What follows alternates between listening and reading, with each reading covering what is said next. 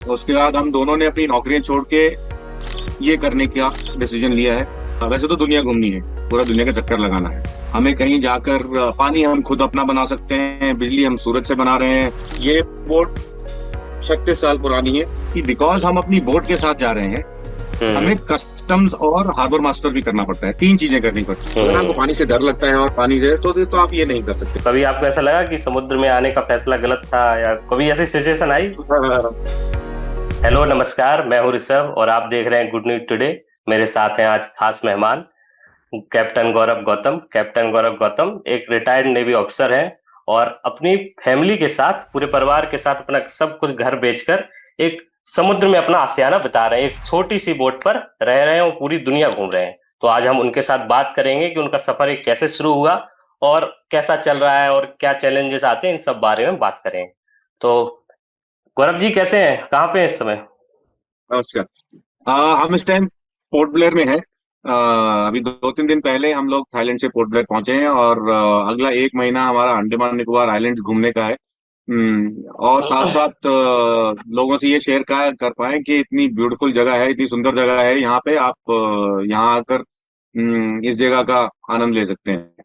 जी और जी। हमारी तरह करने का एक अलग तरीका है घूमने का, बोट से हम घूमते हैं, तो वो एक अलग तरीका है, वो भी आप एक्सपीरियंस कर सकते हैं। सर ये बताइए कि आज के समय में जब सभी लोग अपना इतना पैसा लगा के इन्वेस्ट करके इतना बड़ा घर बनाते हैं, मतलब सब कुछ जोड़ के घर में सोचते हैं कि रहें आराम से, आप उस समय पूरा अपना घर सब कुछ बेच के मतलब समुद्र में रहे, छोटी सी बोट में रह रहे हैं, ऐसा आखिर क्यों? मतलब कहाँ से आया है सब?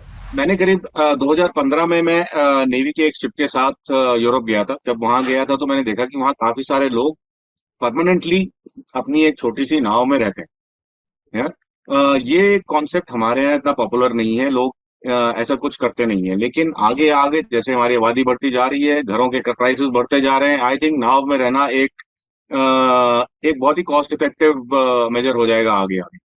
बाकी देशों में ये ऑलरेडी हो चुका है कि एक नाव में रहना सस्ता है बाहर घर को रेंट करने से। सो हम्म। ये मैंने वहां तब देखा था, और उसके बाद 7-8 साल की रिसर्च और ट्रेनिंग और कुछ पैसा बचाने के बाद हम लोग आज यहाँ पहुंच पाए हैं। जबकि हम अपनी इस 42 फुट की सेल बोट में रहते हैं, जो कि हवा से चलती है, और इसमें सब इक्विपमेंट सोलर पैनल से पावर होते हैं। हमारा फ्रिज, फ्रीजर, नेविगेशन इक्विपमेंट, सब कुछ जिसके लिए जो बिजली है बैटरी से आती है, और बैटरीज को सोलर पैनल और विंड जनरेटर चार्ज करते हैं। सो इस इन सब के कारण हमारी बोट को हम काफी ऑफ ग्रिड रख सकते हैं। हमें कहीं जाकर पानी हम खुद अपना बना सकते हैं, बिजली हम सूरज से बना रहे हैं। बस हमें खाने पीने के लिए सामान चाहिए होता है, जो कि हम किसी भी आइलैंड पे जाओ, वहां पे लोकल जो आपको मिल रहा है, सब्जियां वब्जियां वहां से खरीदो। वो सस्ती भी मिलती है, फ्रेश भी मिलती है, और बेटर भी है, मतलब हर तरह से। सो आगे आगे जब लोग समझ पाएंगे कि ये आप कर सकते हैं, इतना इतना डेंजरस नहीं है ये करना, और दूसरा इतना महंगा नहीं है जितना हम सोचते हैं कि भाई सेलिंग तो अमीर आदमी का काम है, वैसा नहीं है। आप एक जी जी जी। अलग अलग लेवल की सेलिंग कर सकते हैं। एक छोटी नाव खरीद कर लोकल सेलिंग भी कर सकते हैं, और एक बड़ी नाव खरीद कर दुनिया भी घूम सकते हैं। तो जितना आपका बजट है, जितनी आपकी क्षमता है, उसके हिसाब से आप शुरू कर सकते हैं। और ये एक ऐसी चीज है जो हमारे देश में अभी पॉपुलर नहीं है, लेकिन आगे आगे मेरे को लगता है लोग और इसके बारे में एक्सप्लोर करेंगे। जी गौरव जी, मैं हम आपके 42 फुट के आशियाने के बारे में तो बात करेंगे, लेकिन मैं चाहता हूँ आप थोड़ा इससे पहले की जिंदगी के बारे में बताएं कि आप कहाँ, मतलब पहले कहाँ रहते थे और आपने कहाँ काम किया, फैमिली में कौन कौन है, ये सब थोड़ा बताएं अपने बारे में। तो हमारी इमीडिएट फैमिली, हम 3 लोग हैं, मैं, मेरी वाइफ और मेरी बेटी। हाँ, हमारी मैं इंडियन नेवी में था। करीब 30 साल मैंने नेवी में नौकरी करी है, और कैप्टन के रैंक पे मैंने प्रीमेच्योर रिटायरमेंट लिया। और वो रिटायरमेंट इसीलिए लिया क्योंकि हम ये बोट खरीद कर दुनिया घूमना चाहते थे। मेरी वाइफ मीडिया में काम करती थी, उन्होंने अपना career low Lintas and partner से शुरू किया था, और उसके बाद मैडम का एमटीवी में नाम काम। क्या है? नाम मैम, नाम बता दीजिए एक बार। वैदेही, वैदेही उनका नाम है। मेरी वाइफ का नाम वैदेही है, और वो मीडिया में काम करती थी। उन्होंने भी करीब 20-22 साल मीडिया में काम किया। उसके बाद हम दोनों ने अपनी नौकरियां छोड़ के ये करने का डिसीजन लिया है। डिसीजन हमने 2021 में लिया था फाइनली। वो इसलिए ले पाए क्योंकि कोविड के कारण बोट्स की कॉस्ट कम हो गई थी काफी। तो हमने कहा ये अच्छी अपॉर्चुनिटी है। मैंने पूछा इससे, भाई चले, इतने साल से सपना देख रहे हैं। उसने बोला चलो चलते हैं। तो फिर हमें वो करीब 1 साल लगा, अपना सब कुछ रिटायरमेंट, घर का सामान सब बेचना, कार मोटरसाइकिल सब कुछ जो कुछ था वो बेचकर फिर बोट ढूंढना, फिर समझना कि बोट कैसे ले सकते हैं आप, कहाँ से ले सकते हैं, वीजा कैसे होता है, क्या रजिस्ट्रेशन कैसे करनी, बोट की इंश्योरेंस कहाँ से करनी, वो सब समझने में हमें करीब 1 साल लगा। और सितंबर 2022 में हम लोग अपनी बोट पे शिफ्ट हुए। ये बोट 36 साल पुरानी है, 1988 में बनी थी। और इसके अच्छा। जो पिछले ओनर थे बोट के, वो 20 साल से इस बोट में रहते थे। और अभी उनकी उम्र 80-82 साल है, दोनों की। और बोट का काम उनके लिए थोड़ा हेक्टिक हो गया था, मतलब वो थोड़ा वो इंडियन फिजिकल ही काम थे है वो, बोट पे रहना। जो नहीं नहीं, 20 साल। अमेरिकन थे वो। अच्छा। अमेरिकन है पिछले ओनर्स। हम्म। और वो लोग अभी लैंड पे सेटल हैं, बिकॉज बोट का काम थोड़ा फिजिकल है। तो वो लैंड पे, और हमें बोट ऐसी मिल गई जो कि पहले से किसी का घर थी। लकी थे हम। सो इसमें सब हम्म। कुछ वो चीजें हैं जो कि एक घर बनाने के लिए इसको चाहिए। जैसे वाटर मेकर है जो सी वाटर से पीने का पानी बनाता है सोलर पैनल बैटरीज वगैरह हैं जिससे कि हमें मतलब कुछ जरूरत नहीं है, हम अपना बोट लेकर बस अकेले चल सकते हैं। सूर्य और पानी से काम चल जाता है, बाकी जो सब्जी वब्जी है वो जहां पहुंचते हैं वहां से ले सकते हैं। सो जी सर। पिछले 2.5 साल में जनरली हमने ट्रेनिंग ही करी है। कुछ चीजें हम प्लान ट्रेनिंग करते हैं, कुछ चलते फिरते जब आदमी ठोकर खाता है तो वैसे ट्रेनिंग हो जाती है। ये सीख जाता है कहीं करते पे, करते। हाँ कहीं पे डेप्थ कम थी, वहां पे जाके थोड़ा सा टकरा गए, कहीं पे कुछ इंजन टूट गया, कहीं पे कुछ टूट गया। सो जब ऐसी मुश्किलात आती हैं, आप आदमी अपने आप इवॉल्व हो जाता है, और सीखता रहता है। उसके अलावा क्योंकि हम भारतीय हैं, हमारे घर में भी रिस्पॉन्सिबिलिटीज हैं। मेरे माँ बाप, वैदेही के माँ बाप, वो लोग सब घर में हैं। सो साल में एक बार हम घर भी जा पाते हैं। एक बार क्या, अभी तो फ्रीडम है, तो कभी भी मैं बोट को कहीं खड़ा किया और चला गया। पहले तो छुट्टी जी लेनी जी। पड़ती थी, अभी छुट्टी लेने की जरूरत नहीं है। अभी जब मन किया चले गए। हमें बस सस्ते टिकट और वो सब पैसे का देखना पड़ता है, क्योंकि ज्यादा भी ये टिकट ट्रैवल करो तो फिर वो बजट पे आ जाती है बात। सो वो रिस्पॉन्सिबिलिटीज भी हैं, वो भी कर रहे हैं। बच्ची की पढ़ाई चल रही है, 10वीं में है हमारी बेटी अभी। सो वो एक बोर्डिंग स्कूल में है, और छुट्टियों में हमारे पास आती है। तो मेरे को लगता है उसके लिए ये बहुत अच्छी अपॉर्चुनिटी है। इस एक्सपोजर से वो बहुत सीख पा रही है। जब यहाँ पे आती है सेलिंग में, अपनी उम्र के सेलिंग वाले बच्चों से मिलती है, उनसे सीखने को मिलता है। सर्फिंग करती है, डाइविंग करती है 14 साल की उम्र में। तो अच्छी बात है, जहाँ बच्चे आजकल सारा सारा टाइम फोनों पे लगे रहते हैं, हमारे बच्चे को थोड़ा हम अलग कुछ सिखा पा रहे हैं। जी जी। सो उसके बारे में भी हम बहुत खुश हैं। अभी आगे आगे प्लान हमारा ये है कि वैसे तो दुनिया घूमनी है, पूरा दुनिया का चक्कर लगाना है। लेकिन धीरे धीरे, जल्दी कुछ नहीं है। ऐसा नहीं कि अगले 1 साल में हम दुनिया का चक्कर लगाएंगे, क्योंकि हमें पिछले 2-2.5 साल में हम मलेशिया, थाईलैंड, इंडोनेशिया और अंडमान निकोबार आइलैंड यही नहीं खत्म कर पाए। इतना कुछ है देखने के लिए कि ये 2-3 कंट्रीज और अपने अंडमान निकोबार आइलैंड यही नहीं खत्म कर पाए हैं। सो धीरे धीरे चल रहे हैं, लेकिन कंटिन्यूअसली चल रहे हैं। सेलिंग करते रहते हैं, जहाँ दूसरे कंट्री में पहुंचे वहां का खाना, वहां का कल्चर समझना, और अपने एक्सपीरियंसेस को शेयर करना। यही जर्नी है हमारी अभी तक। कैप्टन साहब, आपने अपनी जो 42 फीट का घर है उसका एक नाम रखा है, उसके पीछे की थोड़ी कहानी बताइए, क्या कहानी है? हाँ, बोट का नाम हमने रीवा रखा है। हम्म। सो हम कुछ ऐसा नाम चाहते थे जिसमें थोड़ा सा कुछ अपने संस्कृति से कुछ रिलेटेड हो। उसका फॉन्ट भी हमने कुछ देवनागरी टाइप रखा है, जो कि ऐसा लगे। रीवा भी दुर्गा का एक नाम रीवा है, एक भारत में नदी है रीवा। कुछ हाँ भाषाओं हाँ। में रीवा सी शोर को भी बोलते हैं, या नदी का किनारा उसको भी बोलते हैं। रीवा एक ऐसे आइडेंटिटी को बोला जाता है जो लोगों को इकट्ठा करे। ठीक है, सो रीवा के काफी रीजन हैं, और हमारी बेटी का नाम भी के आर रीवा गौतम है, उसका मिडिल नेम भी रीवा है। काफी सारे कारण थे। और एक और इम्पोर्टेंट कारण ये है कि जब भी हम कम्युनिकेशन करते हैं at sea on VHF channels, रीवा बोलना आसान है। मतलब हम ऐसा नाम चाहते थे जो कि थोड़ा सा भारतीय लगे और बोलना आसान हो, जो सामने वाले को समझ गया। अगर ऐसा कॉम्प्लिकेटेड नाम रख दिया हमने तो उसको फिर वो स्पेलिंग बताने में ही टाइम लग जाता है। सो ये हम्म, सब सोच के हमने रीवा नाम रखा था इसका। और उसी को हम रीवा प्रोजेक्ट बोलते हैं। प्रोजेक्ट इसलिए बोलते हैं अपने इसको वेंचर को कि आइडिया है कि शेयर करना ये एक्सपीरियंस अपने भारतवासियों के साथ। जी जी जी। कि ये एक ऐसी चीज है जहाँ पे हम अभी नहीं पहुंचे हैं। भारतवासी आपको दुनिया में सब जगह मिलेंगे, हमारा कल्चर हमारा खाना हर जगह है। हाँ, लेकिन जब सेलिंग की बात आती है यहाँ पे बहुत ही गिने चुने लोग हैं जो सेल कर रहे हैं हमारे देश में। हाँ, और भी लोग कर सकते हैं, वही हमारा शेयर करने का मकसद है। कैप्टन साहब, जो आपका जो घर है उसके अंदर क्या क्या है, थोड़ा अगर बता सकें कि किचन बाथरूम कहाँ कैसा कुछ है। इसमें दो दो छोटे कमरे हैं, दो डबल बेड वाले कमरे। तो 4 लोग सो सकते हैं उन कमरों में। उसके अलावा जो यहाँ सलोन एरिया है जहाँ पे ऐसे सोफा लगे हैं सेंटर में, हम्म हम्म वहां पे भी 2 बेड, आप वहां भी 2 आदमी सो सकते हैं। वो बेड बन जाता है, वहां पे भी 2 लोग सो सकते हैं। तो टोटल 6 आदमी सो सकते हैं हमारी बोट में। हमारे पास जैसे बोट में एक छोटी सी किचन होती है वो है, फ्रिज फ्रीजर है, क्योंकि जो हम सामान खरीदते हैं खाने का 2 2 महीने के लिए खरीदते हैं, उसको अच्छा फ्रोजन रखते हैं जिससे हम्म। कि उसको लंबे टाइम तक यूज किया जा सके। एक बाथरूम और एक टॉयलेट है, और बाथरूम टॉयलेट जो है वो सी वाटर वाले हैं, हैंड पंप वाला, उसके लिए कुछ बिजली की जरूरत नहीं है। हमारे पास करीब 450 लीटर पानी रखने की क्षमता है टैंक्स में।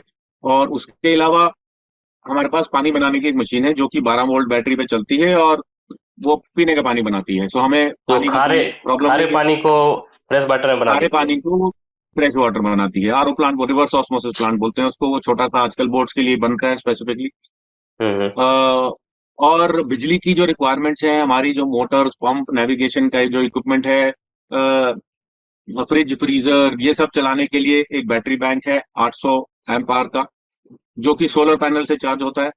अभी जैसे लास्ट 2 3 दिन से धूप नहीं है, तो हमारे पास एक पीछे विंड जनरेटर लगा हुआ है। वो एक पंखा है, जो हवा चलती है वो घूमता है और उससे भी बिजली बनती है। सो जब धूप नहीं है तो वो काम कर रहा है।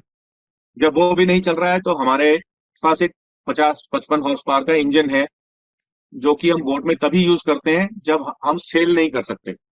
जैसे किसी पोर्ट के अंदर जा रहे हैं या बाहर आ रहे हैं, उस टाइम पे हमको इंजन से जाना पड़ता है, क्योंकि वहां पे हवा नहीं होगी लैंड के आसपास होने के कारण। तो उस इंजन से भी आप बैटरीज को चार्ज कर सकते हैं, जिसकी हम्म। हमें जरूरत बहुत कम पड़ती है। जैसे कि मैंने लास्ट आपको अगर मैं बताऊं, डीजल दिसंबर, मिड दिसंबर में भरवाया था, और अभी फरवरी खत्म होनी आएगी आ गई है। और 400 लीटर डीजल होता है, और अभी हमने 1/4 के करीब खत्म किया होगा, मतलब 100 150 किया होगा। सो हाँ, कंजम्पशन बहुत ही कम है, क्योंकि बस हार्बर से बाहर निकले, इंजन बंद किया और सेल पे चलते रहो फिर। सो उसमें बिजली वहां से बन रही है, पानी वहां से आ रहा है। सो उसके कारण हम लोग लैंड से दूर, मतलब सिविलाइजेशन से दूर रह सकते हैं। तो ऐसी जगह जा सकते हैं जहां पे नॉर्मल टूरिस्ट नहीं जा पा रहा है। ठीक है ना। सो हम बीच पे गए, वहां पे हमने लंगर डाला और अपनी छोटी डिंगी लेकर वो आइलैंड घूमे। फिर बोट बोट में आए, बोट लेकर अगले आइलैंड पे चले गए, अगले देश में चले गए। सो ये ऐसा रूटीन हम लोग कर पा रहे हैं। जैसे जमीन पे रहते हैं तो हमें पता है क्या घर रहते हैं तो क्या क्या प्रॉब्लम आती है, किन समस्याओं का हमें सामना करना हम्म, पड़ता है, लेकिन समुद्र में रहते हैं तो किन समस्याओं का परेशानी आती है, बॉस थोड़ा उसके बारे में बताइए। मौसम एक आपको, यहाँ पे अगर आपको लाइफ अगर समुद्र में जीनी है तो आपको थोड़ा सा मेंटली यंग होने की जरूरत है, अडेप्टेबल होने की जरूरत है, बिकॉज सिचुएशन चेंज होती रहती है। अभी हम यहाँ पोर्ट ब्लेयर पहुंचे थे, हमने सोचा था यहाँ पे आके चेक इन का जो होता है, वो इमिग्रेशन कस्टम्स वाला जो प्रोसीजर होता है वो करेंगे और उसके बाद हम्म निकल लेंगे आइलैंड से। जैसे ही पहुंचे यहाँ पे कोस्ट गार्ड की तरफ से और लोकल अथॉरिटीज की तरफ से एक वेदर का वार्निंग आया कि वेदर खराब रहेगा, अंदर ही रहो। सो हम आइलैंड के दूसरे आइलैंड के पीछे आके अभी वहां छुप गए हैं, और उसी कारण हमें मौका मिला कि आपसे बात कर पाए, बिकॉज अभी कवरेज में है। और अपने जी जो जी। काम है घर के कुछ जो भी काम है वो कंप्लीट कर पा रहे हैं। और फिर जब भी परसों सुबह से मौसम ठीक होगा तो फिर हम यहाँ से अपना निकल पड़ेंगे आगे की तरफ। जब आप समुद्र में मतलब सब सही होता है तो मतलब आपका डेली रूटीन क्या होता है, मतलब क्या करते हैं पूरे दिन। क्योंकि हमारा डेली रूटीन 3 तरह का है। एक तो जब हम एक जगह से दूसरी जगह सेलिंग करके जा रहे हैं, हम्म एक जब हम एंकर डाल के किसी आइलैंड पे रुके हुए हैं, और एक जब हम पोर्ट में जेटी पे लगे हुए हैं ऐसे अलॉन्ग साइड। हम्म। ठीक है ना। सो जब हम पोर्ट में जाते हैं वो हम मिनिमम जाते हैं, जब हम बिल्कुल ही जरूरत हो तब जाएंगे, बिकॉज वहां जाने का पैसा लगता है। अच्छा ठीक है, अच्छा। पोर्ट में बर्थ पे जाने का, जेट्टी पे जाने के लिए पैसा देना पड़ता है पोर्ट को। सो वो नहीं हम देना चाहते, इतना भी हमारे पास मतलब कोई हम ऐसा कोई अमीर लोग नहीं। सो जितना कम खर्चे में चले गाड़ी अच्छा है। सो वहां तभी जाते हैं जब बिल्कुल अर्जेंट हो। जब हम पोर्ट पे जाते हैं तो हम जितना काम हो सकता है खत्म करने की कोशिश करते हैं, जो भी हमारा पोर्ट का काम है। कुछ हैवी चीजें बोट पे लानी है, कुछ डीजल भरना होगा तो कुछ रिपेयर करनी हो, तभी पोर्ट में जाएंगे।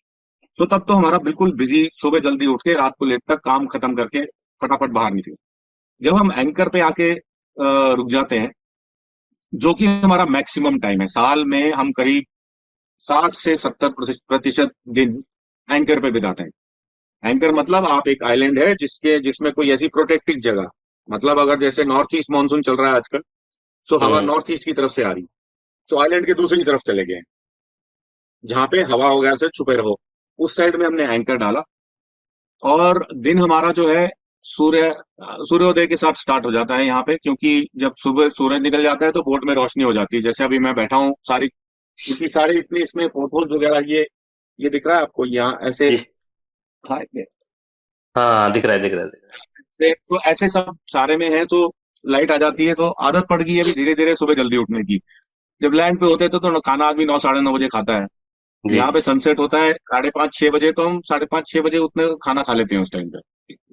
उसके बाद फिर आदमी सो ही जाता है, फिर मतलब रात को क्या काम करना है, तो अंधेरा हो जाता है। सो जल्दी सो गए, सुबह जल्दी नींद खुल जाती है। हम्म। फिर बिकॉज हम यहाँ ट्रॉपिकल जगह में रह रहे हैं, गर्मी है, सो सुबह उठने के बाद थोड़ा कुछ अपना आजकल योगा वोगा स्टार्ट किया है मैंने, थोड़ा सा फ्लेक्सिबिलिटी के लिए, माइंड के लिए, वो सब। सो अदरवाइज 10 10 11 बजे तक जो दिन का काम है वो हम खत्म कर लेते हैं। दिन का काम क्या होता है मेरा, बोट में कुछ रिपेयर करना या वीडियो वीडियो बनाना, ये हमारे जनरली काम होते हैं दिन में। सो ये काम 11 साढ़े 11 तक खत्म कर लो, बिकॉज उसके बाद धूप हो जाती है तेज। फिर हमने अपना एक बड़ा लंच टाइप एक मील खाया, जो कि हम दिन में खाना एक मील बड़ा एक बार बनाते हैं। ब्रेकफास्ट में कुछ ऐसा, इसमें वो क्या बोलते हैं, कुछ वो नट्स हैं, बनाना, मिल्क, ओट्स, ऐसा डाल के थिक शेक टाइप ब्रेकफास्ट में। और 11:30 12 बजे एक बड़ा मील, जो कि डिनर में भी चलेगा। उसके बाद जब धूप तेज है तो फिर अपना कुछ बुक पढ़ लिया, कुछ घर बात कर लिया, वो सब। 3:30 4 बजे जब धूप कम होने लगती है, फिर हम स्विमिंग के लिए चले जाते हैं, या बीच पे चले गए, या फिर कहीं पे कुछ आसपास जो बोट वाले उनसे मिल लिए। तो शाम का टाइम एंजॉयमेंट के लिए। समुंदर के बीच ठीक है, में फिर रहता है उसके तब भी बाद नेटवर्क रहता है? नेटवर्क जो आप बात कर रहे हैं, तो समुंदर के बीच में रहते हैं अगर जैसे नहीं, सेलिंग कर रहे हैं? समुद्र के बीच में नहीं। तो कवरेज का ऐसा है कि आजकल इंटरनेट आपको एट सी मिल सकता है, लेकिन उसके लिए आपको स्टारलिंक लगाना पड़ेगा, जो हमने नहीं लगाया है, क्योंकि वो थोड़ा महंगा काम है अभी, और हम अभी इतना लंबा ओशन सेलिंग कर भी नहीं रहे हम्म। हैं। और जब हम कोस्टल में रहते हैं ऐसे आइलैंड वाइलैंड पे, तो लोकल सिम कार्ड चलता है। जैसे अभी हम थाईलैंड जाते हैं, मलेशिया गए, मलेशिया का सिम कार्ड खरीदा, और उस सिम कार्ड में बीच से 8 9 माइल तक आपको कवरेज मिलती है। हम्म। तो उसमें कवरेज में हमारा सब काम चल जाता है, हमारे नेविगेशन वाले एप्स, वेदर का जो डेटा चाहिए हमें, सेफ्टी का डेटा चाहिए, घर से बात करनी हो, वीडियो वीडियो अपलोड करने हो, सो वो उस लोकल सिम में चल जाता है हमारा काम। अदरवाइज आजकल स्टारलिंक अच्छा चल रहा है, लोग बोट्स में लगा रहे हैं, और कॉस्ट हमारे लिए थोड़ी ज्यादा है, बट लोग उससे काम चला रहे हैं, अच्छी कवरेज है उसकी। जी जी। सर ये बताइए कि जैसे जैसे हम फ्लाइट से जाते हैं तो पहले हम वीजा अप्लाई, किस देश जाए वीजा अप्लाई करना होता है, सारे डॉक्यूमेंट करना होता है। तो जैसे समुद्र से सेम जाते हैं तो वो डॉक्यूमेंट मतलब कैसे करते हैं, मतलब क्या करते हैं सेम। उसमें भी सेम है? हाँ, सो हमारे पास क्या है कि बिकॉज हम अपनी बोट के साथ जा रहे हैं, हम्म। हमें कस्टम्स और हार्बर मास्टर भी करना पड़ता है। 3 चीजें करनी पड़ती है, इमिग्रेशन, कस्टम और हार्बर मास्टर। सो इमिग्रेशन तो हम लोगों के लिए है, मेरे, वैदेही और केया के लिए। हम्म। कस्टम बेसिकली बोट रीवा के लिए है, हम्म। क्योंकि आप बोट लेके जाते हैं तो आपको कस्टम में भी एंट्री करानी पड़ती है कि ये बोट, जैसे अभी मैं थाईलैंड जाऊं मेरी बोट जो है मलेशिया रजिस्टर है, तो थाईलैंड जाऊं तो थाईलैंड में मैं बोट को सिर्फ 6 महीने रख सकता हूँ, अच्छा। क्योंकि फॉरेन बोट है वो। मलेशिया में कितना टाइम रख लूंगा। हाँ हाँ। तो सो वैसे रेगुलेशंस हैं। तो आजकल जैसे हम यहाँ आए हैं अंडमान में, यहाँ आने के बाद भी मुझे यहाँ इमिग्रेशन में अपना चेक इन करना पड़ा है। सो जैसे एयरपोर्ट में काउंटर होते हैं, हम्म, वैसे ही आजकल पोर्ट्स में भी होते हैं। जैसे जो क्रूज शिप आता है, आप समझे ना, क्रूज शिप जब आता है, जो क्रूज शिप से लोग उतरते हैं, वो जो इमिग्रेशन काउंटर में जाते हैं, बस उस जेट्टी पे भी हमारा इमिग्रेशन हुआ।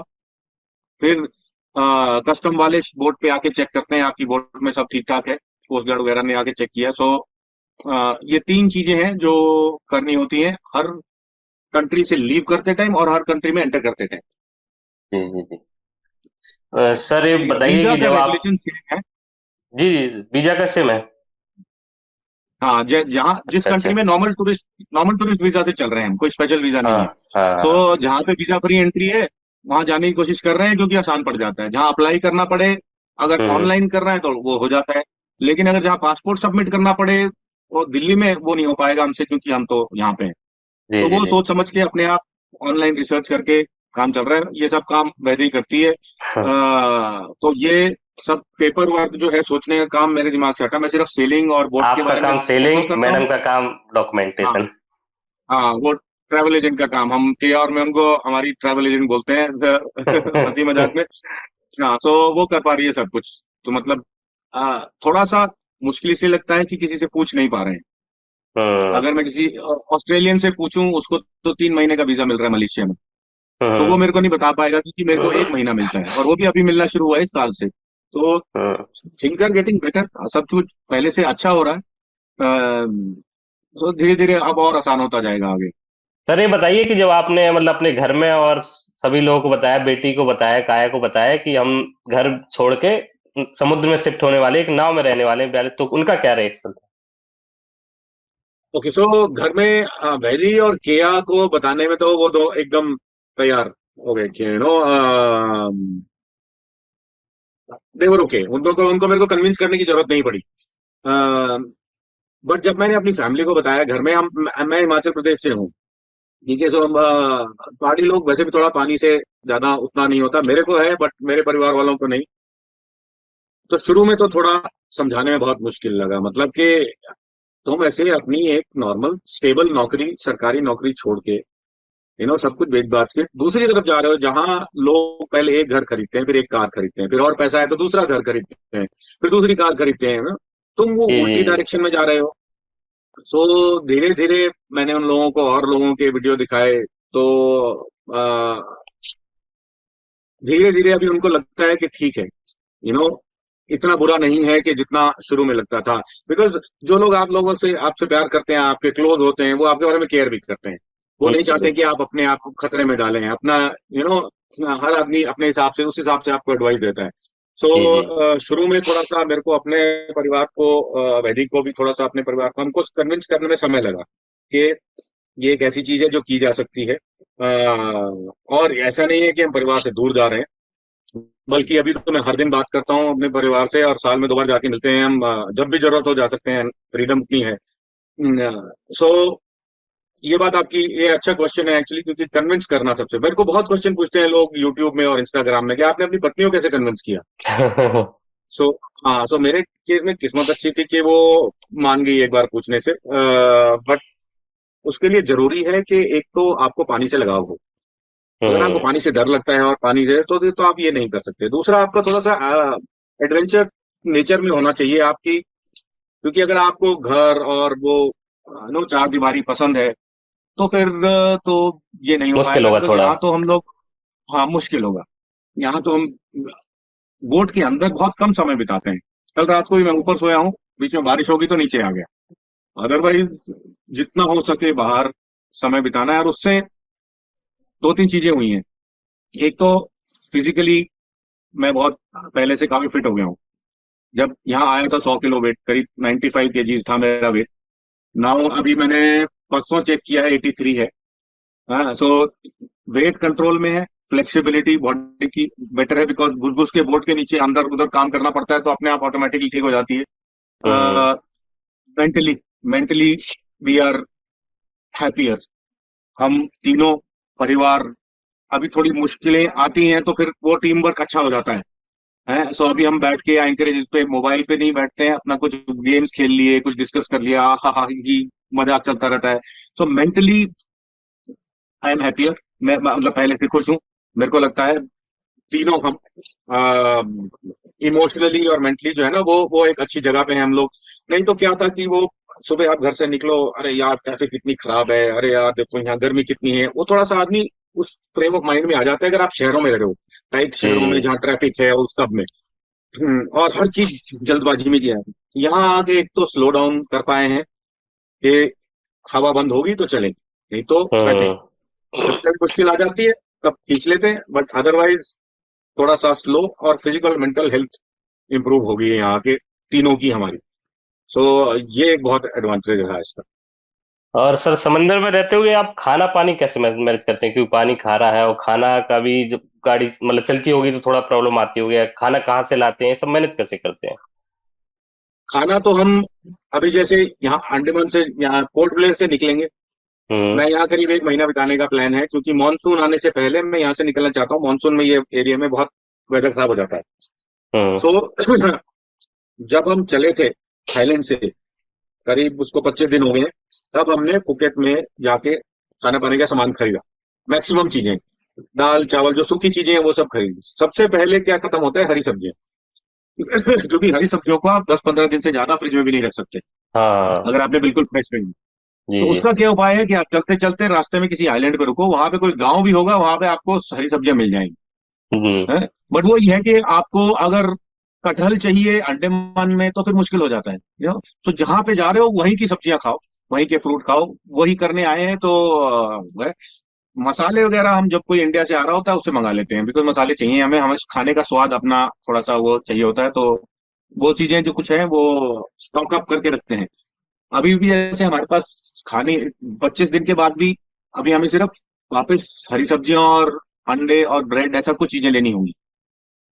ब्रेड तो कभी कभी लेते हैं, ब्रेड भी हम अपनी बना रहे हैं आजकल ओवन में, बोट के ऊपर। सो अदरवाइज वो चलता रहता है। पानी हम खारे पानी से बना रहे हैं। बारिश का जब होती है तो हमारे पास एक वो कैनवस का एक ऐसे है जिसके नीचे पाइप है। पहला 10 मिनट हम्म। उसको बाहर बहने दो, उसके बाद टैंक में डालो, वो बारिश का पानी सबसे साफ। बाहर समुद्र में पोल्यूशन नहीं है, सो कुछ नहीं है। जो बारिश का पानी है वो सीधे टैंक में जाता है, उसको हम पीते हैं।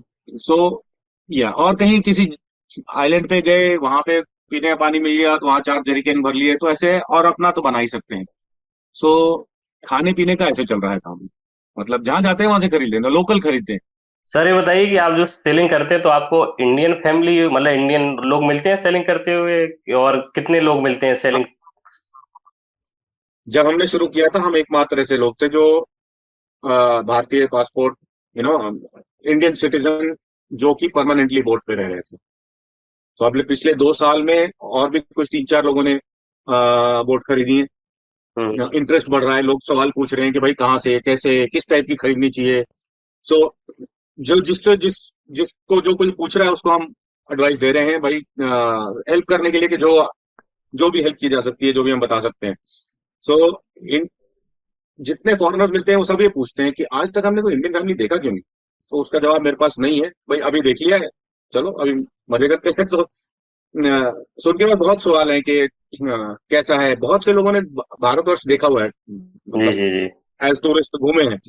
हाँ। लेकिन जिन्होंने देखा है वो कम ही देख पाते हैं। एक उम्र कम है पूरा देश देखने के लिए हमारा, तो हमारा देश हम्म। इतना बड़ा है कि एक उम्र कम है देखने के लिए। हाँ, बट लोग बहुत पूछते हैं कि इंडियन फैमिलीज क्यों नहीं, धीरे धीरे बढ़ेंगी अब। जी जी जी। कैप्टन साहब ये बताइए कि जब आप इतने लगभग 2 साल से ऊपर हो गए हैं तो कभी आपको ऐसा लगा कि समुद्र में आने का फैसला गलत था, या कभी ऐसी सिचुएशन आई? हाँ, हो जाती कभी कभी। ये शुरू के 1 साल में 1-2 बार तो हुआ ऐसा, ऐसी सिचुएशन थी कि थोड़ा सा शाम, हम निकले थे अपनी पहली सॉर्टी में, और हमें निकलना पड़ा बिकॉज वीजा खत्म हो रहा था और हमारे पास ऑप्शन नहीं था रुकने हम्म। का। सो बिना कुछ ट्रेनिंग वेनिंग के पहली जो सेलिंग थी, मेरे को सेलिंग आती थी, इन दोनों को नहीं आती थी, और हम उसमें निकले थे। और कुछ ऐसी ऐसी सिचुएशन आ गई, इंजन खराब हो गया, वेदर खराब था, एंकर नहीं कर पाए, और दिन रात चल गया वो। सो उसके बाद ऐसा लगता था कि यार कहीं ये गलत पंगा तो नहीं ले लिया, मतलब ये यू नो हम्म। वो थॉट आता है कभी कभी दिमाग में। जी जी। बट उसका तरीका यही है कि टाइम के साथ जैसे थॉट आते हैं वो चले भी जाते हैं। एंड मैं तो बहुत खुश हूँ कि ये दोनों साथ में है। तो पॉजिटिविटी, अगर कभी मैं नेगेटिव हो जाता हूँ तो ये पॉजिटिव कर लेते हैं, तो आपस में एक दूसरे को मोटिवेट करके चलते रहो। शुरू में कोई भी चीज आप नहीं शुरू करो, मुश्किलात तो आती हैं। मुश्किलें आती हैं। जरूरी ये है कि एक एक कदम करके चलते रहो। मतलब एक एक कदम, एक एक दिन, एक एक आइलैंड, एक एक देश, चलते रहेंगे ऐसे ही। जब कोई मुश्किल आएगी तो देखेंगे, फिगर आउट करेंगे, ज्यादा सोचने का नहीं बस। जी जी। सर ये बताइए कि आखिरी सवाल है मेरा कि जो लोग आपकी तरह समुद्र में रहते हुए घूमना चाहते हैं उनके लिए क्या मतलब आपकी सलाह है और क्या करना चाहिए उनको, थोड़ा उस पर गाइड आप थोड़ा कर सकें। तो कुछ एक चीजें मेरे दिमाग में जो ऑफ एकदम आती हैं, वो ये सबसे पहला तो ये है कि आप में थोड़ी सी एडवेंचर स्पिरिट होनी चाहिए। हम्म। कि अगर कोई चैलेंजेस आ जाएं आप हताश ना हो, ऐसी आपकी एटीट्यूड होना चाहिए कि चैलेंजेस आए तो कर लेंगे। इसमें उम्र का कुछ नहीं है, क्योंकि यहाँ पे जो मैक्सिमम लोग सेल कर रहे हैं उनकी एवरेज एज 65 से 70 है। सब रिटायर्ड लोग हैं जो सेल कर रहे हैं। बहुत कम आपको हमारी उम्र के मिलेंगे, हमारे से यंग मिलेंगे। हम्म। सो ये ऐसा नहीं है कि ये जवान लोगों को करने की ताकत की जरूरत है, नहीं, ऐसा नहीं। तो सबसे पहला तो ये है कि स्पिरिट, एडवेंचर और एबिलिटी टू एक अडेप्ट करने की। सिचुएशन चेंज हुई तो आप अडेप्ट कर पाओ, वो आपकी नेचर होनी चाहिए। अगर नहीं भी है तो थोड़ा सा दृढ़ निश्चय हो कि आदमी सीख ले। या? बाकी ये चीज ऐसी है कि ये एक ऐसा स्किल सेट है जो सीखा जा सकता है, इतना मुश्किल नहीं है। आपको इसके लिए कोई इंजीनियरिंग की डिग्री नहीं चाहिए। बाकी जो लोग, हम तो फिर भी पढ़े लिखे लोग हैं, यहाँ पे बहुत सारे ऐसे हैं जो जिनकी ज्यादा एजुकेशन नहीं है, जो सेलिंग कर रहे हैं। इसके लिए आपको कोई ऐसा टेक्निकल वो होने की जरूरत नहीं है। जिस तरह से आदमी गाड़ी चलाता है वैसे ही ये भी एक चलाने वाली, ये भी एक गाड़ी है पानी में। सो यही है कि आप में एडवेंचर और अडेप्ट करने की एबिलिटी होनी चाहिए। बाकी तो स्काई द लिमिट, कहीं जी तक भी जी। आदमी जा सकता है। और अभी इसके बाद कहाँ जाने वाले हैं वैसे? इसके बाद हमारा वैसे पूरा प्लान तो हमारा दुनिया घूमने का है, जी जी। लेकिन इस साल हमारा प्लान है वियतनाम, कंबोडिया, बोर्नियो की तरफ जाने का। हम्म। इंडोनेशिया की ईस्ट साइड जाने का प्लान है। बाकी देखते हैं, लंबा प्लान तो नहीं कर पाते हैं, बिकॉज प्लान हमारे जो है वो वेदर और वीजा पे डिपेंड करते हैं।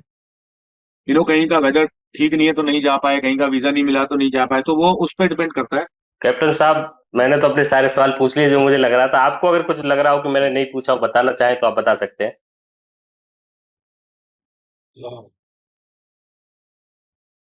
बहुत कुछ ऐसा तो है हमें।